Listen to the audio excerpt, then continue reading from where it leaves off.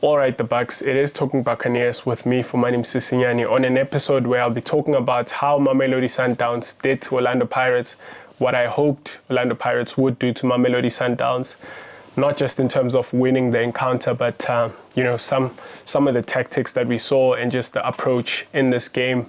I'll also get on to talk about whether or not I thought that was a penalty and just some of my thoughts around the referee and the refereeing in that game. If I would have done this video yesterday, I guess this video would have been about how we can forget about our possibly mounting a title challenge this season and challenging Sundowns, chasing them down. And I'm so glad that I did not. It would have been a very emotional video because the reality is that, when you are chasing a monster of a team like Thabiso from the Yellow Corner, I did a video with him. He described Mamelodi Sundowns as a monster that has been collecting this league for about 6 seasons now. And in the last, 3 years, they have, 6 defeats in the league. And he described them as a monster. So if you're chasing this monster of a football club, that is Mamelodi Sundowns, it feels really harsh when you start to trail by something like 14 points, I think at the moment, with 2 games in hand. The reality is that there's something inside of you as Orlando Pirates fan that kind of knows that it's a Herculean task. It's a huge ask to have them lose 3 games and then we win all of our games. This is football though. This is why we love this game. I want to say today, I'm so glad that I didn't do this video yesterday, because this video would have been about, let's forget it, Buccaneers. Let's settle for, second spot. We very well might still be second place by the look of things, but I've watched football for so many years to know that anything can happen in football, especially when you've got a club or a squad like we do at Pirates. Anything can still happen. So I don't want to throw the towel right now. You guys are going to be so mad at me. I can already see some of the thoughts that you guys are having right now, and maybe even some of the comments that some people might put in the comment section. Some of you are going to be so mad at me for saying that there's still hope with a gap of 14 points now with 2 games in hand. If we win those games, it's 8 points, which would mean that you need Mamelodi Sundowns to lose 3 and us win those 3 to have a points gap ahead of them. Huge ask. We've still got a game against them. We've still got tricky fixtures against teams like, Cape Town City, away at Cape Town. Those are historically fixtures that we struggle with. And yeah, what I can say is that we've put ourselves in the worst position possible to go after this title. But I think what we might need to alter our minds right now is to not think of it as a title challenge anymore. Maybe we just need to, most coaches and players who are media trained will always say, it's one game at a time for us. And there's an element of truth in them saying that, because I know when they prepare, they will kind of reiterate that message internally. But if these human beings who happen to be soccer players are honest with us, there is that thing inside of them, in that Orlando Pirates, squad and technical team, of knowing that it's possible this year. It's at least possible, with what happened last year and all of the strengthening in the market and just the momentum and just the feeling within that motivates you when you know you've done well last season, and then you go and have a good preseason away at Spain and all of that. Something in you happens where it's possible. This is the year that is possible. And it ceases to be a one game at a time somehow, if we're entirely honest. But I think this is the time when we need to really think of it as one game at a time, because I think the more and more we think of it as a title challenge, the more discouraged we're going to be about this season. And this is not the time to be discouraged about this season. This is the time, I guess, we start to maybe cool down a little bit and actually attack football matches one game at a time. And yeah, just like last year, I think the reason why we're so impressed with what happened last year is because something had died in us in terms of, are we going to challenge Sand? Are we going to win anything? It was a case of when we started realizing we'd won 8 games in a row, and we're already, toe-to-toe with SuperSport United. I remember at the time going for that second spot. Kaizer Chiefs was in the mix for a little bit, as they always are in the mix just for a little bit. But yeah, the reason why I was so impressed with last season is it happened to us that we found ourselves having won 2 trophies, if we're entirely honest. By mid-season last season, you and I thought that, come on, Pirates is not doing well this season, if we're all honest. And then they surpassed our expectations by the end of the season by lifting those 2 trophies. Well, we'd had 1 by that time, December. But we played a game against Sundowns, maybe even 2 games where we lost.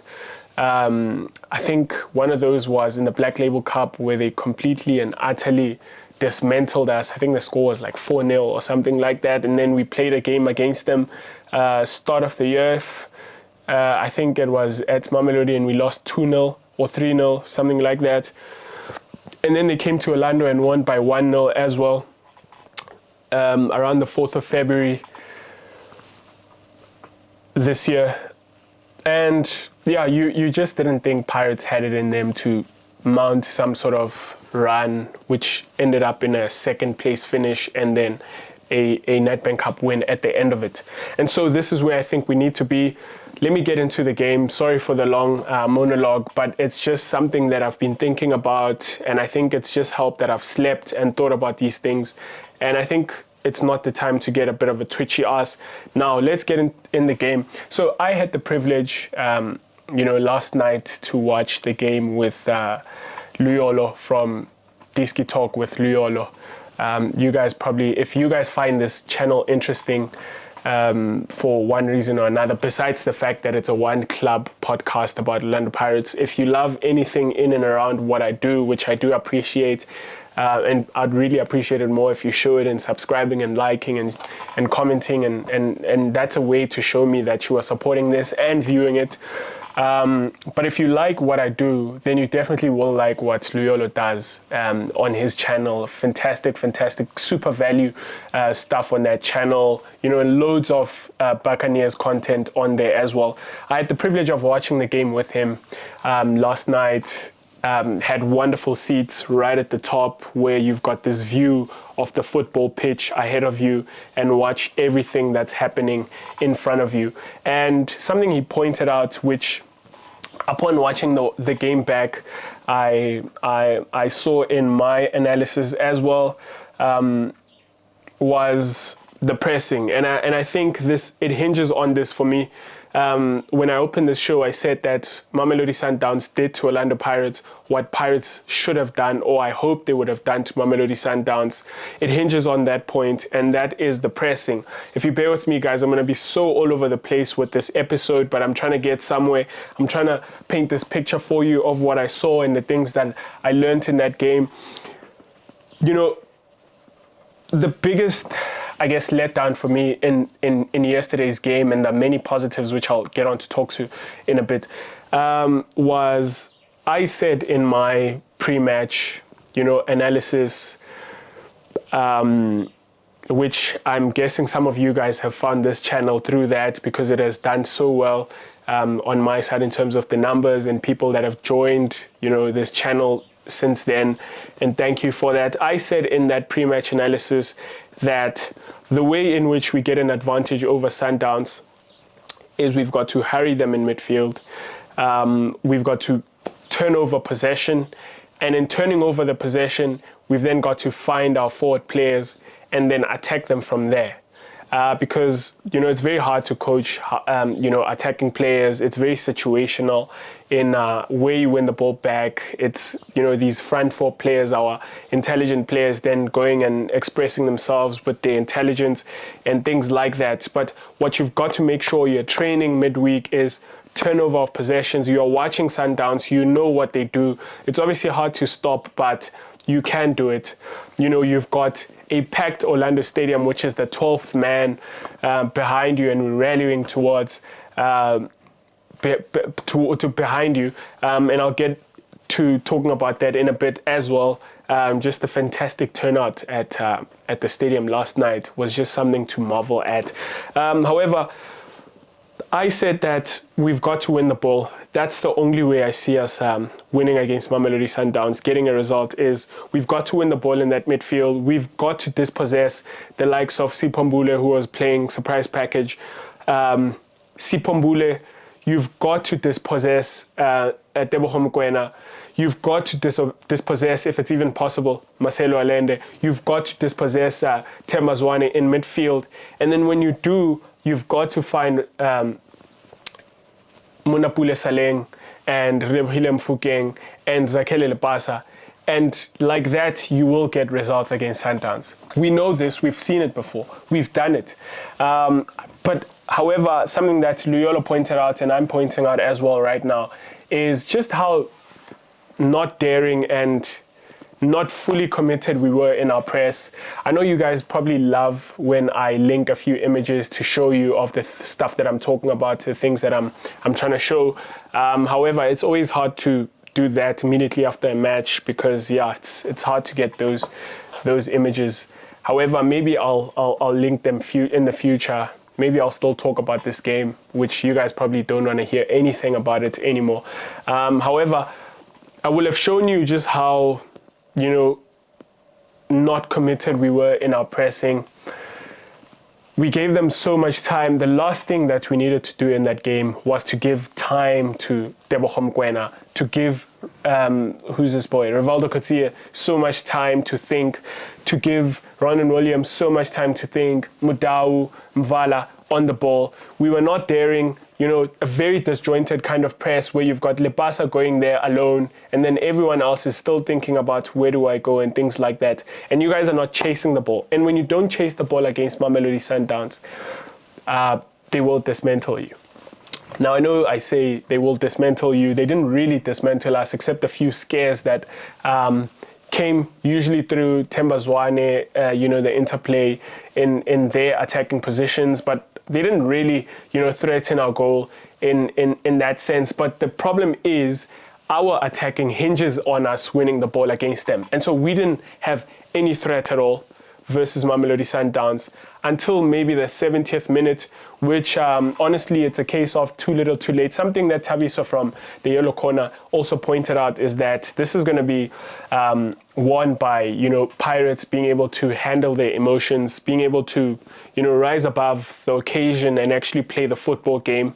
And I thought that was a brilliant observation. I don't know whether I saw that in his pre-match analysis on their channel in the Yellow Corner with Raps, or he said it when him and I were having our chat on this podcast. But he said that, and I thought it's spot on, because I think for 70 minutes in this game, you saw a lot of Orlando Pirates players who were afraid of Mamelodi Sundowns. We just didn't lay a glove on them. Very conservative in our pressing. I think we didn't really believe we could win the ball back against them. You had people thinking about, should I go and press? Should I? And when you start to think like that, you're not going to win the ball back against them. If you start giving those people in that midfield the time that they want, then, you know, one or two passes, they know exactly, they've got this positional play where everyone knows exactly where he needs to be at what point. And when that person is there, his friend, his teammate will find him. And when he finds him, they'll get to your half very easily. They'll dismantle you. And we know that that's how good they are. And I think, you know, so disappointing to see us not committing in our pressing. We had a bit of like a, you know, one man up front in a high press and then everyone else in sort of like a mid-block, almost chilling. And, you know, sorry to use words like chilling, talking about football, but that's literally what it felt like. You had his friends almost just chilling, watching Lepasa kind of hurrying over there, not going at it, not pressing them, not giving them. This is the thing, is in football, you've got to give good players not enough time to think. These players already need less time than the rest of us who played football. We need like 10 seconds on the ball to pull off something amazing. But people like Marcelo Allende needs 1 second.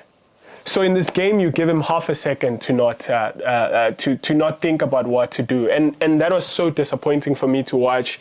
In that it's almost like you thought, okay, let's see what Allende is going to do with the ball, and then we'll try and press him after that. So disappointing to see Pombule in that midfield stepping on the ball, stepping on it, raising his head, finding his teammates without, the intensity of the press. And I guess this is what I thought Pirates would do to Mamelodi Sundowns. But flip side, this is what they did to us. They were hurrying us in that midfield. Something else I said before the game was that my biggest miss, obviously, is Ndabaithetho Ndlondlo, because I did a video talking about how crucial he has been for us. And I think in that midfield, what he brings to us is he's the one that's going to spray those passes. And for that reason, I thought we're going to play Tim, even though I have my reservations with him in terms of someone who's able to turn with, play on the half turn and very agile in midfield, to be able to turn, the midfield of Mamelodi Sundowns and spray the passes. He's good with the spraying of the passes, but it's the stuff around, him able to turn quickly and pass. And I think Ndlondlo is the reason why he's so key. Well, it's the reason why Ndlondlo is so key in our midfield, is that he's that guy. He does misplace a few passes. I always say that. But I think in his trying to do that, he gives us a different dimension in that midfield to what we have. And you guys will have seen Balloni, whom I was impressed with, but I've got my take on him. I think he's a phenomenal footballer. I don't have a large, sample of Balloni because I just didn't watch a lot of the NFD football last season. But based on what I've seen so far, my kind of analysis, and I really want to reserve it a little bit, but my analysis of him in these in the 30 minutes versus Zhuaneng and these, I think it was 80 or so minutes, maybe even 70 or so minutes versus Mamelodi Sundowns. I think he's a younger version of Thabang Monari. He's superb with the taking care of the ball. He's very good at pressing and things like that. But I don't think we've got another playmaker. I think that playmaker is Kim-vury, and I'll get to talk about him because I know you guys maybe want me to talk about Kim-vury and say what I think about him. But I just think Balloni was not that person who was going to offer us that. I think it was more of like you had two similar players in the midfield with Monari and Balloni. Just the invention and the adventure in the midfield and the foresight of creating this picture and the game that Ndlondlo brings into this side when he's playing there in that role that he's been playing was lacking. And so what ended up happening is Sundowns was hurrying us, and we had to pass the ball to Sipho Shine. Now, I did an episode on Sipho Shine, and I spoke about how he's not amazing at his feet.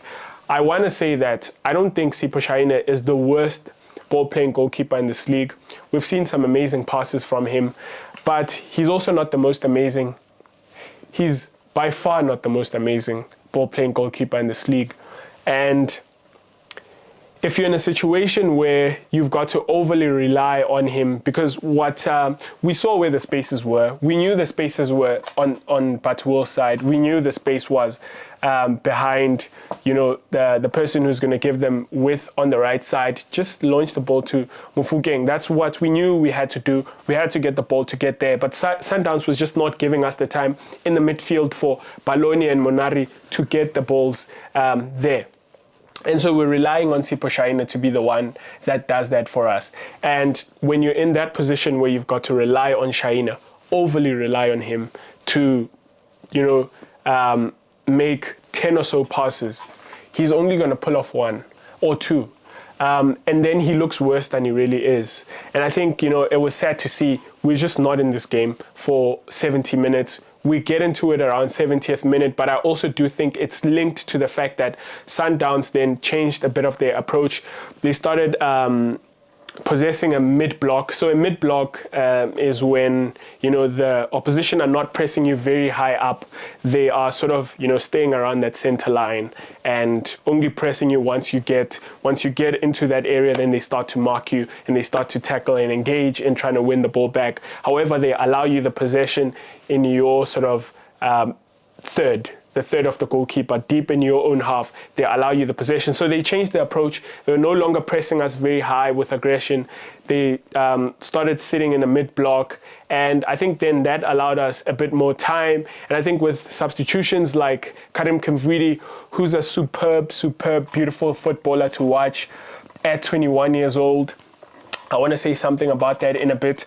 Then we were starting to circulate the ball better. We're starting to be able to bypass certain lines of pressure, that initial pressure, bypass that, and then start to progress the ball, to the width. We're using a lot of the width, going around and around and around. However, it was an improvement to what we'd been doing in the first half, is that we started to be able to progress the ball and then string something like 5 or 6 passes consecutively, which is something that we couldn't do in that first half. We couldn't string 5 or 6 passes. 2-3 passes, the ball goes to Shaina and then he tries to launch it long. Either it goes out of touch and then you can't continuously build something from that if the ball's constantly going out. Or he just finds the opposition in his passing a lot of the time. However, in the second half, we're starting to do a lot better in that. Sundowns obviously is a smart team. They're very street smart and they're breaking up those plays, taking the odd yellow card here and there when we're trying to get something going and things like that. And the referee just wouldn't pull out that red card. I think we should have seen at least one in this game. A lot of opposition fans, if they watch this channel, will think I'm very biased. Of course, I'm a Orlando Pirates fan. Of course, I'll say that. But I think, there were a lot of just fouls in this game. And how harsh he was in that penalty. Maybe let me get to talking about this penalty. My cry in this league with the refereeing is I need a bit of consistency. So I think that's a harsh penalty to give away. Themba Zwane is very street smart. And geez, I want to talk about so many things at once because I think this is where we got to see the gap in Patrick Maswanganyi and Themba Zwane. Patrick Maswanganyi's got the potential, don't get me wrong. However, in these games, he will have learned something very important. He will have learned a lesson in watching that Themba Zwane display masterclass of how to be a number 10 in this league. Very street smart Themba Zwane in winning that penalty. And Maswanganyi will have learned a lot in watching that. He was kind of dwelling on the ball unnecessarily yesterday, trying to make things happen. And Sundowns was just hurrying him and getting that ball back, fouling him, nibbling at him every now and again, the referee not giving anything. And this is the point that I want to talk about, this refereeing, is that penalty, if you're going to give that soft penalty, and I'm saying, and Luyolo and I had a talk about this, and something that he said that it's either a penalty or not a penalty, right? You've got to fall on one side. If there's a touch in the box which sort of puts the attacker at a disadvantage than he would have been if you had not touched him, then it's supposed to be a penalty, right?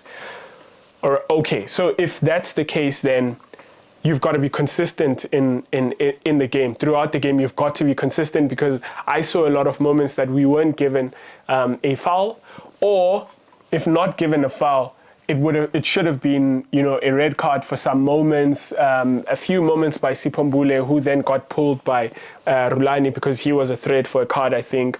And then people like Tebogo Mokoena only got a card a bit late.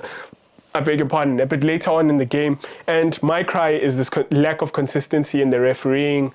There was a situation that Zakhele Lepasa was in a coming together with the goalkeeper, not really a coming together. The goalkeeper took out Zakhele Lepasa, Ronan Williams. We only see a yellow card in that instance. I don't want to be here talking about the refereeing. I don't want to put fuel to fire. But I guess what I cry for is the consistency in the league of, if this is a foul in the box, where we clearly saw with the advantage of watching these things back, and this is where I saw that it looked like a penalty from where I was sitting in the stadium. because of just how street smart Tembazwane is. It looked like a penalty. But I hope that the referee will see this better than me, because he's trained, he's got the best view of that situation, and Tembazwane just, makes the most of that minor touch in the box by Siphelele Baloni, who will also have learned a lesson from that.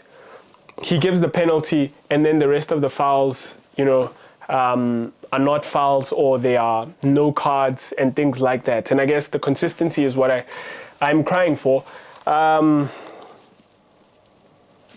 Maybe let me get on to talking about Karim Kim-vury. Fantastic footballer who came on in the second half, and I've already spoken on this channel so much about him without having seen him play for Orlando Pirates. Pirates did play a friendly match behind the scenes. I will not say against which team. I also will not say when and things like that, but they did play, and Karim Kim-vury is someone that played in that friendly match against this team. And yeah, I guess he was played into fitness, and that's why we've seen him get thrown into this game, the same as Lesedi Kapinga before playing in Botswana.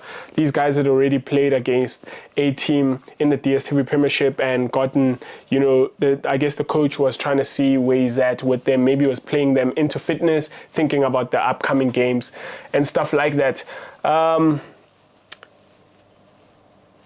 However, I think we got to see just, the future.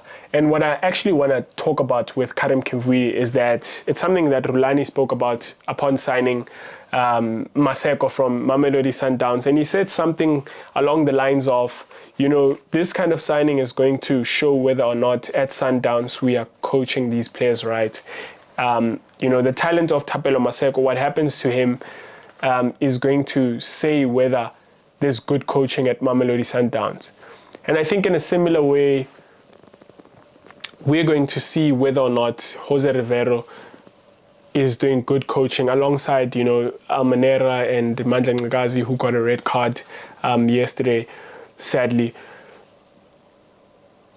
They're coaching with a fantastic talent like Karim Kim-vury is going to show us how good they are.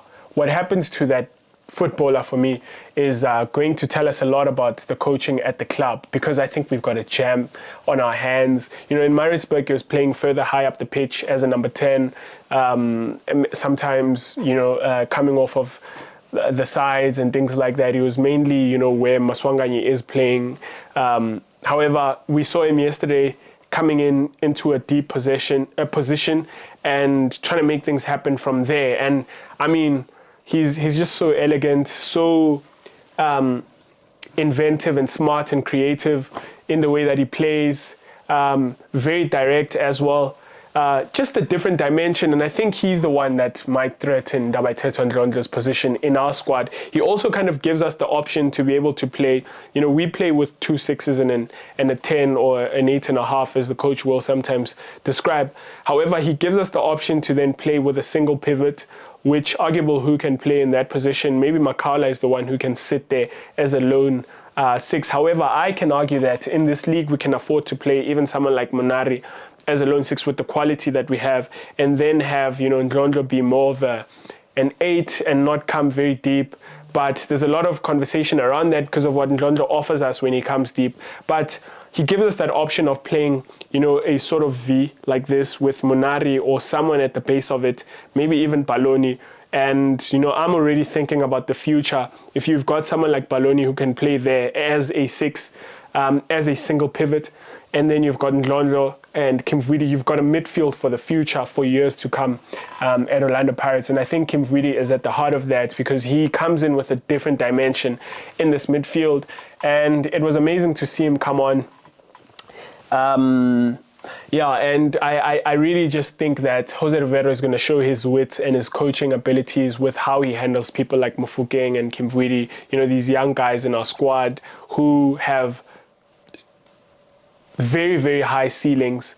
And yeah, let's see what kind of happens with him and what the coach will have seen and how he decides to go forward from here. Disappointing, obviously, Buccaneers. Let me wrap it. Disappointing loss to Mamelodi Sundowns, opening that points gap.